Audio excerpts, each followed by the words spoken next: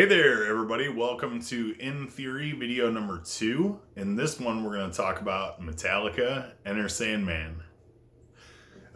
This song is kind of like low-hanging fruit in a lot of ways, in that like everybody knows this song, whether you love it or hate it at this point, it doesn't matter. It was a great song when it came out. I don't personally hate it. I just don't need to hear it again because I've heard it plenty of times, and I was a huge fan when it came out, just like everybody else my age. But I just thought, it'd be a cool one to talk about. It's mostly an E minor. Just to quickly sum that up, which is simple but awesome, I mean, that band wrote tons of stuff based in E, and it's all awesome. So good for them. And that's, you know what, I'm going to say this quick because this channel is about music theory, but you guys don't know me most likely that well. Some of you, are probably friends of mine in real life that subscribe just to make me feel better. But, eventually there's going to be people that see this that don't know me at all. The assumption usually is if you're talking about music theory, you like complex music. And I'm going to be honest with you, I really don't. Like, a lot of the stuff I write is simpler, cavemanish in a lot of ways. I like music that takes me somewhere, moves me, makes me feel something. I don't care how many key changes or time signature changes are in it. I just want the song to take me somewhere and make me feel something. That's all I care about. And this song has its journey. Enter Sandman has a wonderful journey. It's a great song, front to back, and it's powerful. And that's, the fact that it's mostly just in E minor, whatever, it's awesome. It's still awesome. So let's start at the opening. Right away at the opening.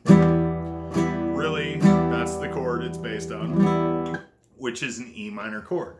Because you got E, B, and G are your top 3 strings, which he's not playing at the beginning of the song. I'm just pointing out that, like, if you strum that whole thing, you get a big old E minor chord.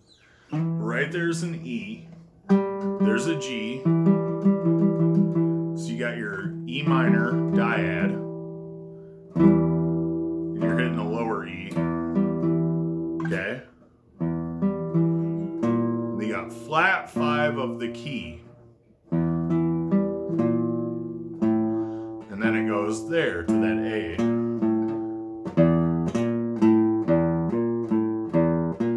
Okay, that's what you got going on. Well, why are they using the flat 5? I talked about this in the last video, because flat 5 is actually a very common note. But in the blues scale,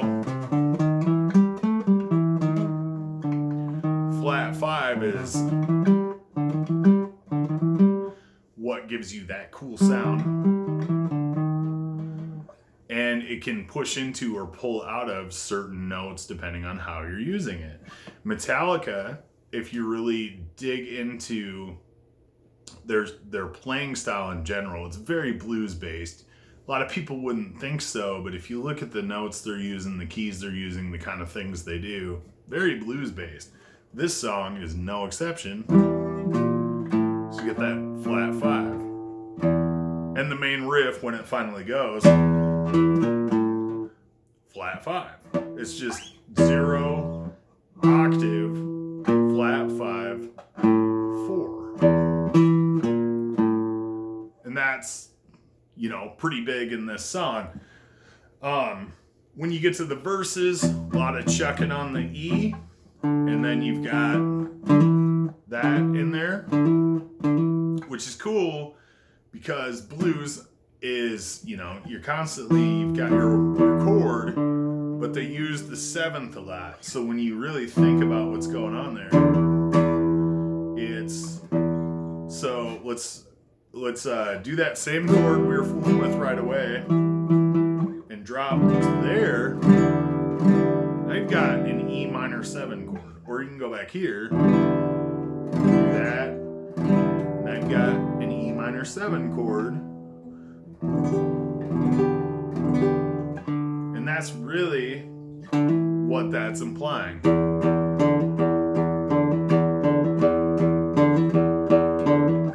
And real quick, off to the side, that's kind of how the opening to Ozzy Osbourne's No More Tears works, is they're playing off that minor 7 chord, really. Anyhow, back to Enter Sandman.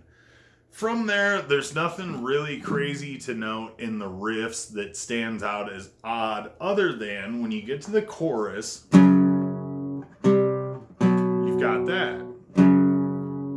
Technically in E minor, that chord doesn't exist. But in melodic minor, that raised sixth is there. So you could think about it that way. Again, back to what I said in the previous one of these videos, this is not me telling you exactly what they were thinking. I have no idea what they're thinking. I don't even know if they care about the theory behind why it sounds the way it does, why it makes sense to your ear, why it feels good to hear it a certain way. And it doesn't matter. If you play something and it makes you feel a certain way, then it's absolutely good. You do that, you know? And in this case, that movement sounds awesome. I don't care why they did it, you know. I just know from a theory perspective, if you take an inventory of the notes, that you start looking at that one, and you're like, well, that note does not exist in E natural minor, right? But it is in melodic minor. So you could look at it that way. And then it makes perfect sense, okay? And then, you know, they use it for that little walk thing they do in there too. My guess is for them, they, for one, just thought it sounded cool. And two, you know, metal, especially of that time period, power chords were everything. So in that case, you're doing what you're doing is like a parallel harmonizing of the scale. So if you're parallel harmonizing E minor with fifths,